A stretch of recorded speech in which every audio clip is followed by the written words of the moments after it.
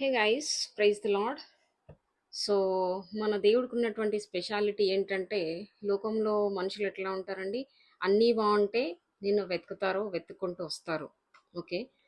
కానీ ఏసేలో ఉన్నటువంటి ప్రత్యేకమైనటువంటి అద్భుతమైనటువంటి ప్రేమ ఏంటంటే, నువ్వు పడిపోయినటువంటి పరిస్థితిలో ఉన్నా కూడా దేవుడు నిన్ను వెతుకుతానే ఉంటాడు. హల్లెలూయా. ఏంటి సిస్టర్ ఇట్లా చెప్తున్నారు అంటే, జెనెసిస్ ఆదికాండము 3వ అధ్యాయం 9వ వచనంలో ఉన్నటువంటి సందర్భం చూసినట్లయితే కనుక, అక్కడ ఆదాము హవ్వ మరి దేవుడు ఇచ్చినటువంటి యొక్క ఆజ్ఞను వాళ్ళు అతిక్రమించి వాళ్ళు ఏం చేస్తారండి, పాపంలోకి వెళ్తారు.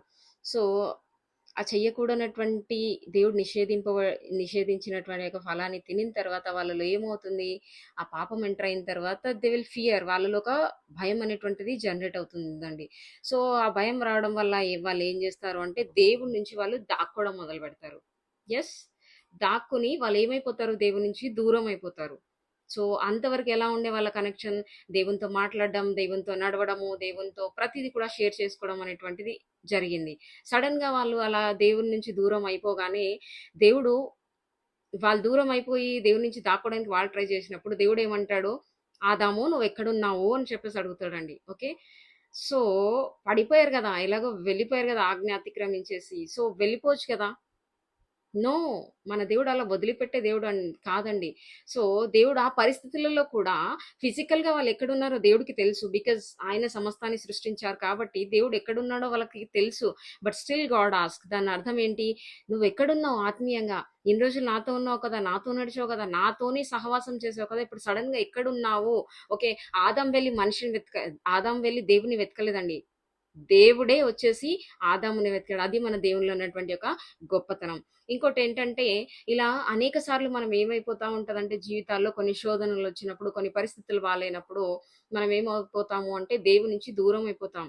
సో భయపడతా ఉంటాము, దేవుడు ఏం చేస్తాడో, ఏమవుతుందో ఏంటో అని చెప్పేసి అనవసరంగా కంగారు పడిపోయి, భయపడిపోయి దేవుని నుంచి దాక్కుని, ఓకే, మరి ఏదైనా తప్పులు చేస్తే అవి దేవుడి దగ్గర తీసుకెళ్ళి అంటే పశ్చాత్తాపడకుండా దాన్ని అలాగే క్యారీ చేస్తూ వెయిట్ పెట్టుకొని మనసులో అంతా భారం కలిగి దుఃఖంతో, ఒకే వేదనలతో, కష్టంతో ఇలాగా ఉండి మనం అంతా కూడా దేవుడి నుంచి దూరం అయిపోవడానికి ట్రై చేస్తూ ఉంటాం. కానీ దేవుడి ఫోకస్ మాత్రం నీ మీదనే ఉన్నది. దేవుడు నిన్ను వెతుకుతానే ఉంటాడు. ఈ రోజు కూడా నువ్వు ఏ పడిపోయినటువంటి పరిస్థితిలో ఉన్నా, ఎన్ని రోజులు నువ్వు బాగానే ప్రార్థన చేసావేమో, అగ్ని అంటే ప్రార్థన యొక్క అంటే దేవుని యొక్క శక్తిని నువ్వు కలిగి ఉన్నావేమో, ఎక్కడెళ్ళినా కూడా ఆయన యొక్క అగ్ని కనిపిస్తా ఉండేదేమో నీ యొక్క ఆత్మలో. నువ్వు ఎక్కడికి వెళ్ళినా కూడా ఆత్మల్ని రగిలించేటువంటి ఒక మరి అభిషేకం నీలో ఉందేమో. దేవుని గురించి చదివావు, దేవుని గురించి మాట్లాడావు, దేవుని గురించి ఇతరులకు పరిచయం చేసావు, ప్రార్థన చేసావు, అన్ని చేసావు.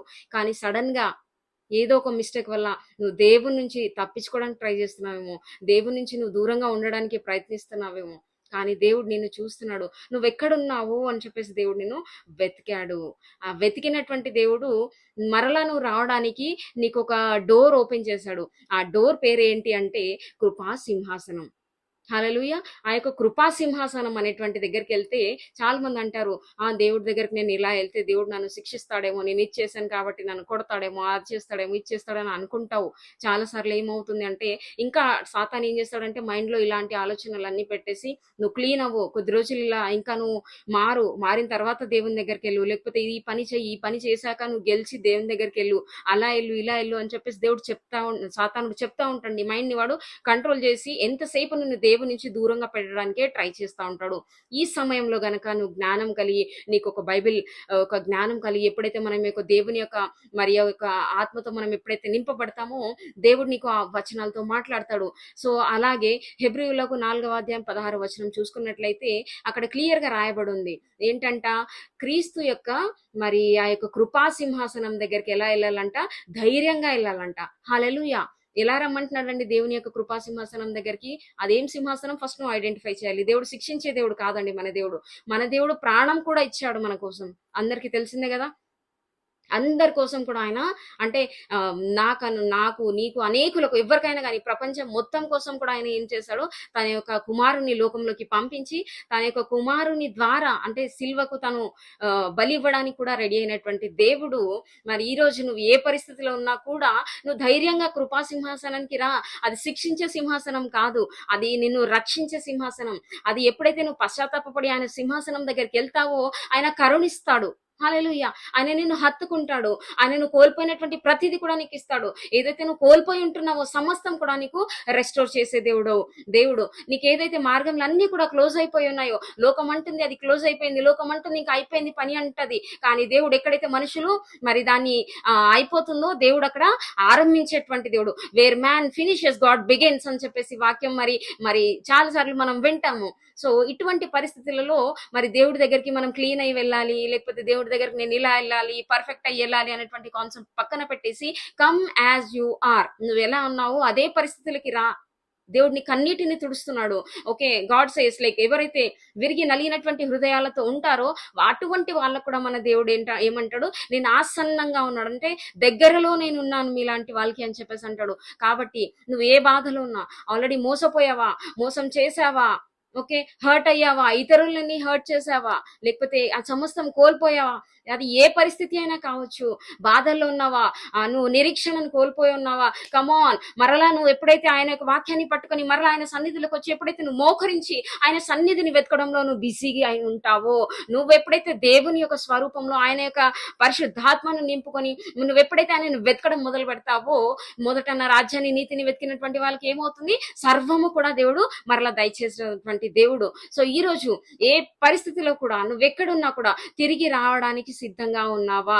దేవుడు ఆల్రెడీ నిన్ను వెతుకుతున్నాడు. నువ్వు ఎక్కడున్నావు కూడా ఆయనకు తెలుసు. కానీ God says come to me, నువ్వు నా దగ్గరకు వచ్చేసేయి అని చెప్పేసి దేవుడు అంటున్నాడు. నీ ప్రతి ఒక్క కన్నీటిని కూడా ఆయన తీసివేసేటువంటి దేవుడు. నువ్వేదైతే అడుగుతున్నావో దాన్ని మరలా నీకు రెండింతలుగా దేవుడు నీకు దయచేసే దేవుడు. నువ్వు ఇక్కడితోనే అయిపోయింది అని చెప్పేసి నువ్వు సాతాను మాట వింటే నువ్వు అక్కడే ఆగిపోతావు. సాతాను ఒకటి కాదు ఇంకా 10 నీకు ఆలోచనలు కలిగింపచేసి ఇంకా నిన్ను కృషించి శత్రువు ఎందుకు వస్తాడండి లైఫ్ లోకి, వాడు ఏదో ఒకటి నాశనం చేయడానికి, హాని చేయడానికి, కంప్లీట్ గా నిన్ను నాశనం చేయడానికి వస్తాడు. కానీ ఎప్పుడైతే నువ్వు కృపాసింహాసనం దగ్గరికి వెళ్తావో నీలో తిరిగి జీవం నింపబడుతుంది, నీలో సమాధానం కలుగుతున్నది, నీలో మరలా ఆశీర్వదింపబడతావు, అనేకులకు నువ్వు ఆశీర్వాదకరంగా ఉంటావు. సో ఇన్ని రోజులు ఏమైందో నాకు తెలియదు, కానీ నిశ్చయంగా నువ్వు ఆయన యొక్క ప్రేమ లోతుల్ని ఎప్పుడైతే నువ్వు కనుగొనడానికి రెడీగా ఉంటావో, నిజంగా నువ్వు ఆయనతో సహవాసం చేయడానికి ఎప్పుడైతే రెడీగా ఉంటావో, దేవుడికి అంతకు మించినటువంటి ఆనందం ఇంకేమి లేదండి. ఆయన అంటాడు, ఎవరైనా నా కోసం వెతుకుతున్నారా అని చెప్పేసి దేవుడు చూస్తూ ఉంటాడు. నా కోసం ఎవరైనా విశ్వాసంతో వేచి ఉన్నారా అని చెప్పేసి చూసేటువంటి దేవుడు మన దేవుడు అండి. నువ్వు ఏడుస్తుంటే ఆయన నవ్వే దేవుడు కాదు. నిన్ను ఎవరైనా శిక్షిస్తుంటే ఆయన అలాగే చూడడు. హీ జస్టిఫై అంటే దేవుడు ఒక మంచి జడ్జ్ కూడా ఉన్నాడు.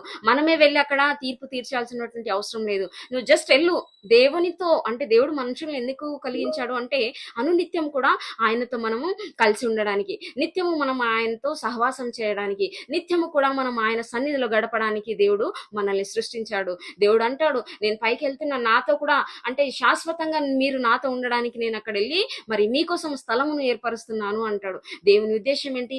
ఎప్పుడు కూడా నువ్వు ఆయనతో కలిసి ఉండడం, ఎప్పుడు కూడా నువ్వు ఆయన సన్నిధిలో ఉండడం, ఎప్పుడు కూడా నువ్వు ఆయనతోనే ఉండడం, ఆయనతో మాట్లాడడం, ఇలాంటివన్నీ కూడా మరి చేసినట్లయితే మనకంటే గొప్పగా ఆశీర్వదించబడినటువంటి వాళ్ళు ఇంకా ఎవరు ఉండారండి. ఏ పరిస్థితిలో ఉన్నా కూడా కమ్ యాజ్ యు ఆర్ అంటున్నాడు దేవుడు. నువ్వు ఎలా ఉన్నావు అలాగే రా.